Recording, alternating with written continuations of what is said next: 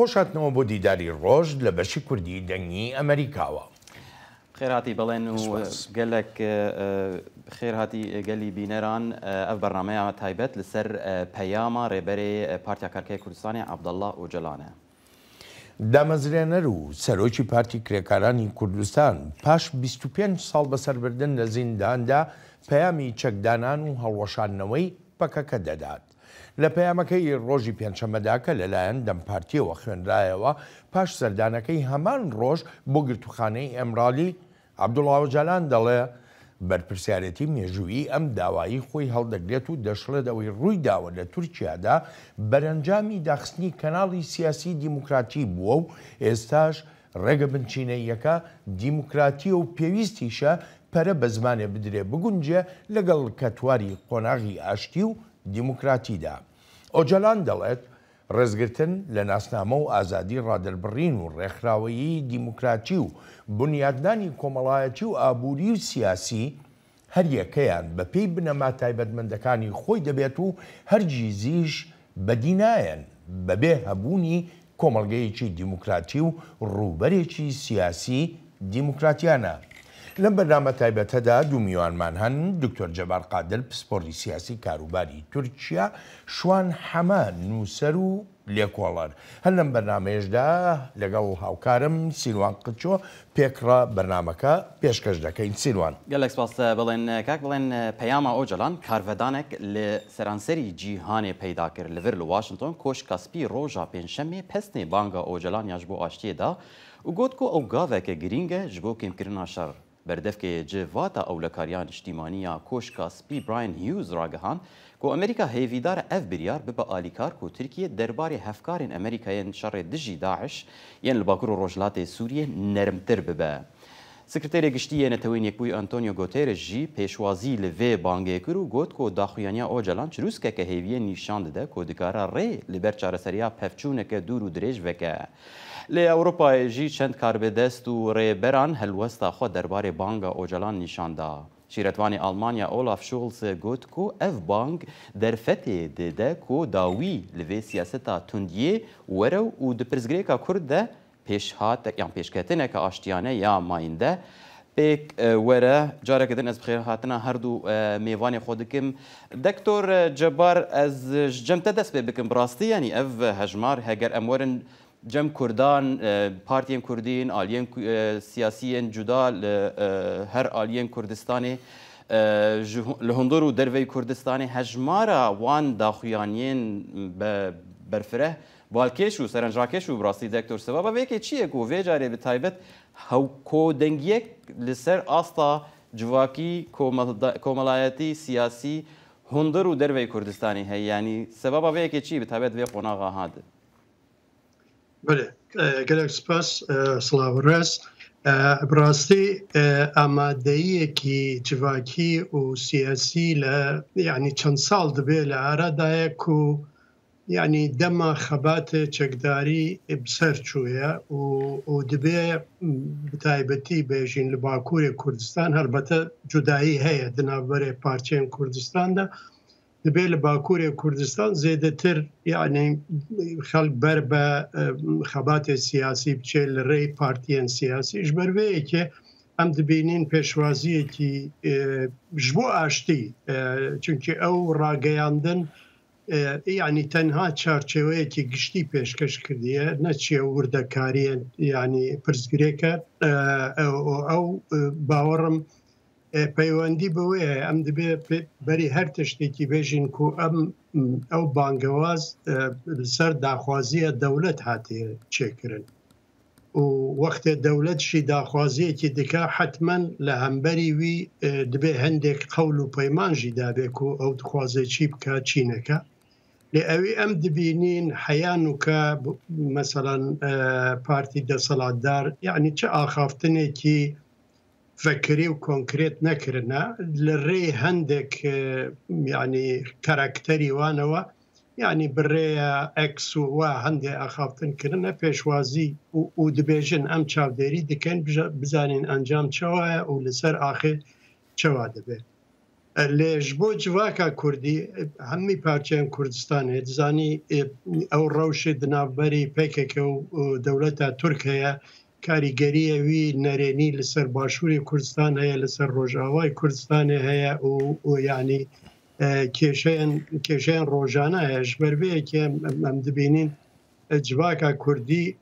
بۆ ئاشتیە ئامادەیە لەسەر میکانیزمە ئاشتیە و چەواییە و لە هەمبەری چیتۆ ئاشتی چێ دەکەیت و چەکدادەنێ لەبەر جودایی هەنە هەڵبەتە هەر کەسێکی و هەر حیزبێکی و هەر ینی گروپێکی لێکدانەوە و دید و بۆچوونی خۆ هەنە. کاک شوان دێمە لای تۆ ینی بۆ خۆت دەزانی هەتا ئێستا چەند جارێکە لە تورکیادا پرۆسەی ئاشتی بەڕێوە چووەوە هیچ جارێکیان ئەو پرۆسەی ئاشتیە سەرکەوتون نەبووە. پرسیارەکە لێرەدا ئەوەیە بۆچی لە ئێستادا جارێکی تر پرۆسەی ئاشتی دەست پێ دەکاتەوە ئەگەری سەرکەوتنی چەندەم جارە؟ سڵاو بۆ هەمووان. بە بڕای من ئەم جیاوازی ئەم دانوستاندنەی ئێستایا ئەم دەستبەردنە بۆ ئاشتی لەگەڵ جارەکانی پێشوە ڕەنگە گەورەترین خاڵ یاڕووناکترین خاڵەوە بێت کە ئەم جارە لای دەوڵەتی تورکەوە دێ نەک لە لای کوردەوە. ئەمە بڕای من جیاوازی سەرەکیە و من پێمە بە مانگی 11 ساڵی پار بوو بابەتێکم نووسی لەسەرەوەی کە دەوڵەتی تورک ناچارە دانوستان دەست پێ بکات لەگەڵ کووردا چونکە ئاڵوگۆڕەکانی ناوچەکە ئەو ڕووداوانەی دوای 7 ئۆکتۆبەری 2023 ڕوویدا و ڕووداوەکانی سووریا و لوبناان و هەتا دوایی ئەوانە هەمووی کاریگەری خراپی دەبێت لە ئایندەیە بۆ تورکیا و بە دێڕێک پێ و زانیارانەی کە من بڵاویشم کردەوە بە دیاریکراوی بەریتانیەکان ئامۆژگاری تورکە دۆستەکانی خۆیان کردووە کە ناوماڵی خۆتان ڕێکخەن بەر لەوەی ئاڵوگۆڕەکان بە جۆرێوێ کە دەوڵەتانی تر دەستێوەردان بکەن. ئەمە گەورەترین جیاوازیە و موتیوی سەرەکی لەلایەن دەوڵەتی تورکەوەیە. بەنسبەت ئەوەی شانسی سەرکەوتنی چەنار لە ڕاستیا هیچ گرانتێک نییە. ئەم پرۆسەیە هەنگاو بە هەنگاوە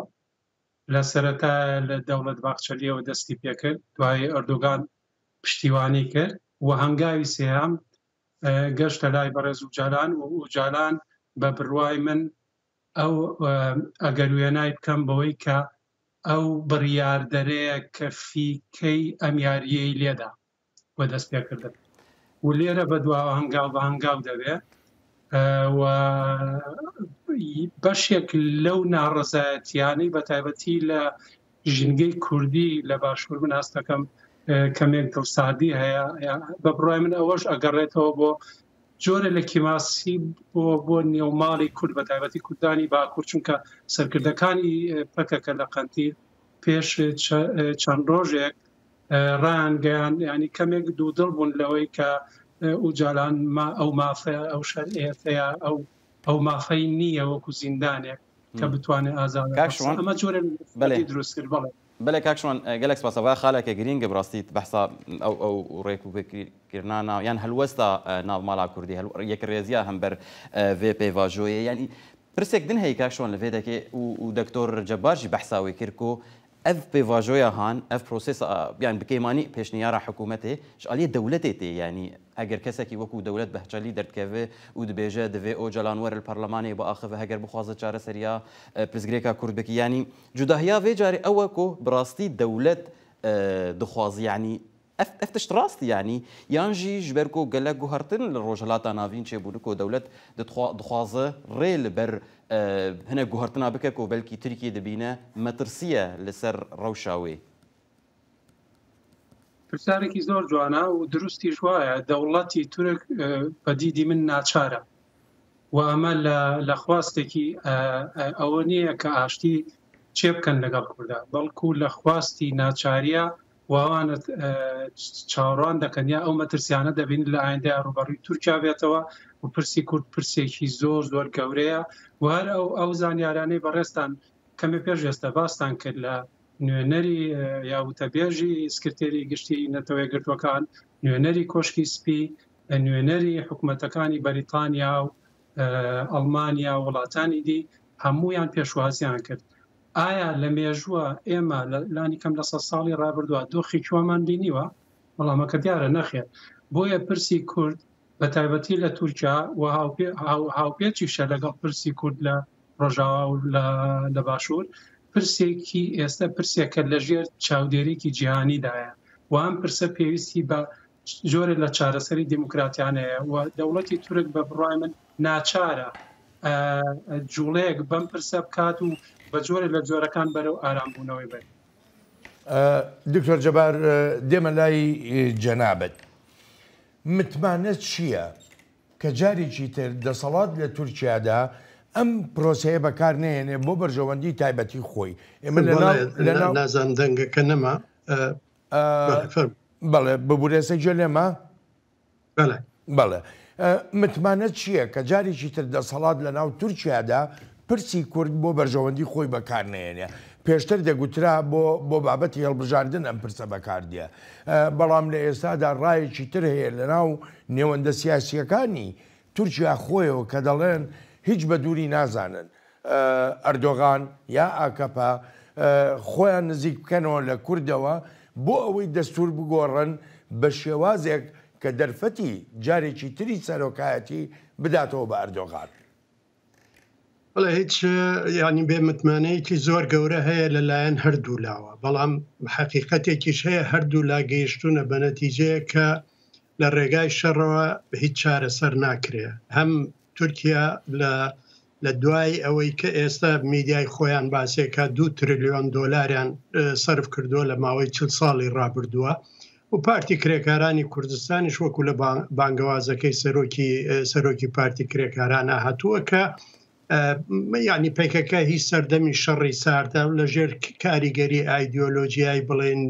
سۆشیالیزمی ئەو سەردەمەیە بووە وەکو کاردانەوەیەک بووە بۆ ئینکاری کورد و ئەوانە، بەڵام ئێستا ئەم بارودۆخە هەمووی گۆڕاوە. ئەوەی گرنگە لێرەیە ینی بۆ نمونە جاری پێشوو ئێمە بینیمان ئەردۆگان بە هەموو هێز و سەنگی خۆیەوە کەوتە ناو ئەپرۆسەکە، بەڵام ئەم جارە هەتا پێی بکرێ خۆی دوور گرتووە چکە لە جاری پێشوودا کاتێک ئەنجامی وەرنەگرت کاریگەری زۆری لەسەر پێگەی سیاسی ئەو هەبوو. ئەم جارە نایەوێ جارە دەیەوێ چاودێری بکە، هەموو چاوەڕوانی ئەوەن بزانن هەڵوێستی قەندیل چۆن دەبێ و پێم وایە قەندیلش چاوەڕوانی ئەوە دەکا بزانێ هەڵوێستی دەوڵەت چییە بێ. ئەوەی ئێمە دەبینین دەوڵەت لە ڕێگەی هەندێک کاراکتەری لاوەکیەوە جێگری سەرۆکی ئاکەپا ڕاوێژکارێکی ئەردۆگان و تەنانەت لە ڕێگای سەرۆکی کۆنی پەرلەمانەوە ئارنجەوە یعنی هەندێک قسە کراوە. عەلی بن یڵدرم ئەمڕۆ هەندێک قسەی کردووە کە داوای بڵێن جۆرێک لا مەرکەزیەتەکە بۆ تورکیا و داوای ئەوە کە دەستور گۆڕانکاری تێدا بکرێ و لە دەستوردا هاوڵاتێتی بکرێتە بنەماواتە دەوڵەت ئەمەی کردووە بە مەرج کاتێک داخوازی ئەمەی کردووە کە ئێوە ئەدەبێت چەک دابنێن و بڵێن ئەو داخوازی ئەوان پێکەکە هەڵبۆشێنەوە هەڵبەتە ئەوە حزب بۆ خۆی دەتوانێت کۆنگرە بک و لەوێدا بڕیارەدا چی دەکا و میکانیزمەکانی چییە، بەڵام کاتی ئەم داخوازیانەی کردووە لە بەرامبەرە ئامادەیی هەیە، بەڵام کردوێتی بەمەج هەتاوەکو من ئەنجامێک لەم هەنگاوی یەکەمە نەبینم ئەوە هیچ بەڵێن هەنگاوی تری ئێمە نابێ. هەنگاوەکان چین؟ هەموو خەڵک چاوەڕوانی ئەوە دەکا بۆ نموناج لێبوردنێکی گشتی هەبێ یا لێبوردنێکی تایبەت هەبێ، چارەسەرکردنی مەسەرەن سەرکردەکانی یان کادرە پێشکەوتۆکانی پارتی کرێکارانی کوردستان داهاتویان چۆنە بێ لە چوارچێوەی سیستەمی سیاسی تورکیا لە دەرەوەی تورکیا لەکوێ جێگەیان بۆ دەکرێتەوە، مەسەلەی زمانی کوردی مەسەلەی کورد وەکو خەڵکێک. ئەوەی ئێمە دەبینین ئێستا مەسەلەن لە تەلەڤیزیۆنەکان لە میدیای تورکی هەتاوەکو ئێستا ئەوەی هەستی پێدەکرێەوە من چاودێری دەکەم ئەوەیە کە دەیانەوێ وا وێنای بکەن کە ئەمە سەرکەوتنێکی گەورەیە بۆ دەوڵەتی تورک بەسەر ئەوەی پێی دەڵێن تیرۆر، بەڵام حەقیقەتەکە ئەم گوتارە لە پشت ئەم گوتارەوە داخوازیەکی گشتی لە تورکیاش هەیە کە ئاشتی هەبێت ئەوان ناوێن لێ ناوە تورکیایەکی بێتیرۆر کورد ناوی لێ ناوە پرۆسەیەکی ئاشتی هەڵبەتە پرۆسەکە کۆمەڵێ زۆر پرسیاری تێدایە گومانی تێدایە ئەو شتانەی کە باس لە گۆڕینی دەستورەکە بە شێوەیە کە ئەردۆگان بتوانێت جارێکی تر خۆی کاندید بکاتەوە هەموو ئەمانە لە ئارادایە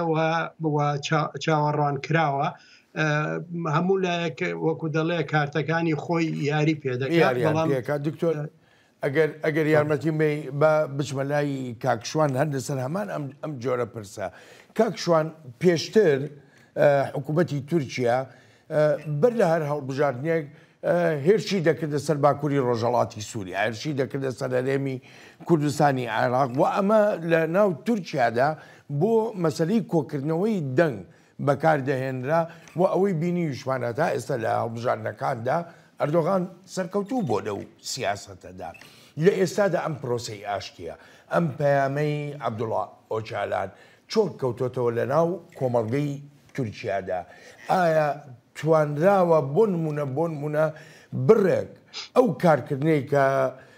ئایدۆلۆژیای گورگەبۆرەکان کاری پێدەکەن لە ناو کۆمەڵگادا بڕێک هێوری بکاتەوە بڕێک بیخاتەلاوە دکتۆر جەبار ئێستا پێیوتین ئەڵێ خەڵکێکی زۆر هەیە لە تورکیادا داوای ئاشتی دەکەن تۆ چۆنیە بینی؟ من تا ئاستێک هاوڕام لەگەڵ دکتۆر جەبارە بەڵام بیریشمان نەچێ ئەو کللتوری ئەو کللتورە فاشستیە لە تورکایە لە مێژە تەنانەت پێش دروستبوونی پەکەکەشە وەڕیشەی هەیە لە کۆمەڵگای تورکیا و پەیوەندی بە پەروەردەوە هەیە بۆیە ڕاستە ئێستا ئەگەر جاران تەنها ئیسماعیل بێشچی قاچێکی لە دەرەوە بە قاچێکی لە زیندان بۆ باسی پرسی کوردیا کرد ئێستا ڕەنگە بڵێم سەدان و ئەگەر نەڵێم هەزاران تورک هەیە کە پشتیوانی لە پرسی کورد دەکەن یا پشتیوانی لە بە دیموکراسی بوونی زیاتری تورکیا دەکەن ئەمانە هەمووی ڕاستە بەس بە بڕوای من وایە بینم کە لە ئاشتی هەمیشە توانا و ئازایەتی زیاترەوێ لە شەڕ و ئەمە چەند بۆ تورکەکان ڕاستە ڕەنگە بۆ لای ئێمەش بۆ ناوخۆی کۆمەڵگا کوردیەکانیش ڕاست بێ ڕاپرسێکی سەرنجڕاکێژە بۆ باسی گورگەوەرەکانت کرد کاک بڵێن ڕاپرسێک لە پێشی 2 هەفتە بوو لە تورکیا لەگەڵ ئەندامی حیزبە تورکیەکان کرابوو و سەرنجڕاکێش ئەوەیە لە ناو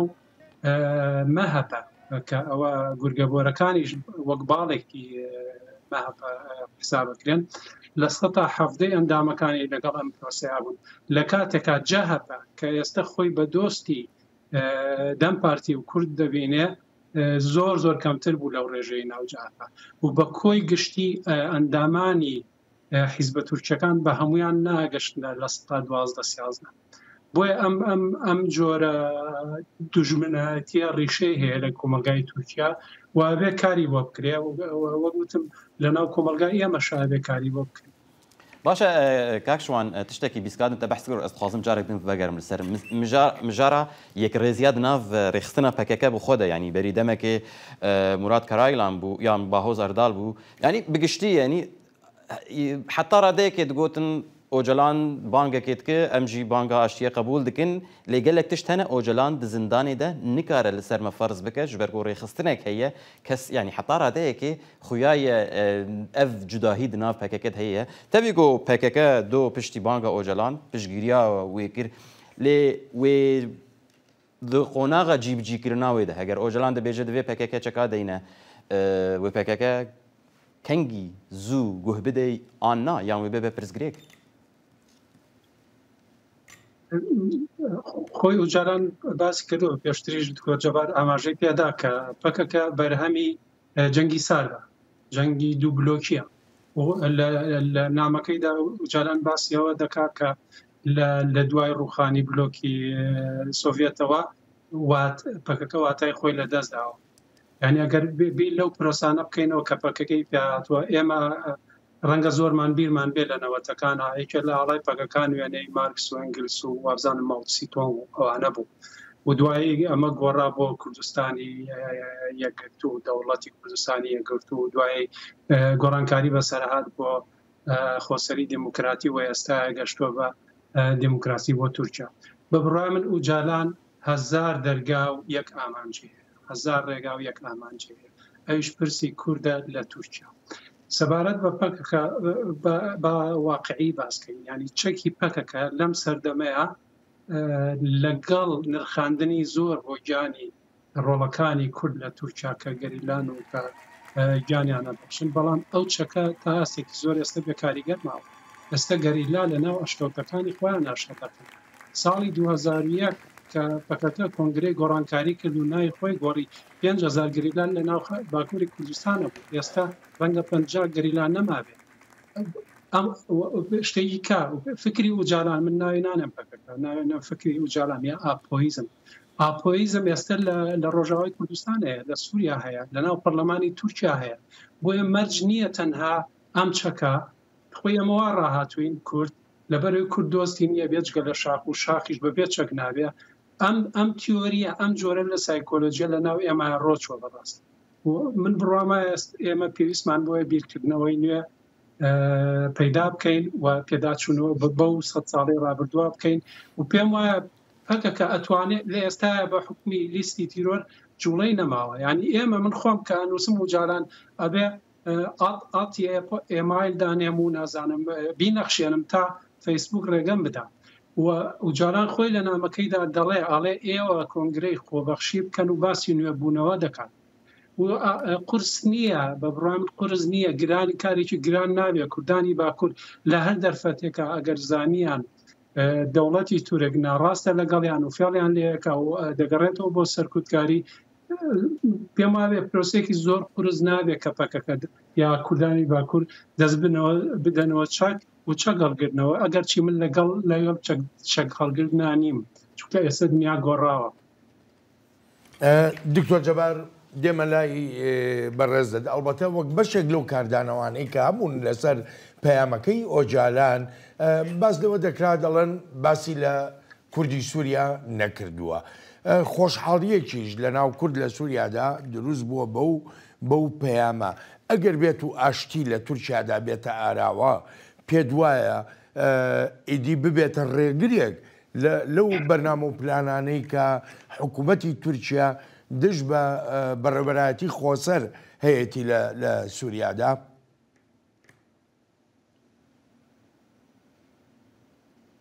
دکتۆر جەبار؟ بەڵێ بەڵێ بەڵێ پرسیارەکەم بۆ بەڕێزە بوو، فەرموو. بەڵێ بەڵێ ئەوەی ڕاست بێ یەکەمین کاردانەوە و لێکەوتەی ئەم پرۆسەیە ئەگەر بەباشی بەڕێوە بچێ لەسەر ڕۆژاوای کوردستانە بێ و ئەوە لە کێشەیەکی گەورە ڕزگاریان دەکات، چونکە ئێستا هەموو ئەو قسانەی لەسەر ئەوان هەیە ئەوەیە کە ئەمان لقێکن لە پەکەکە و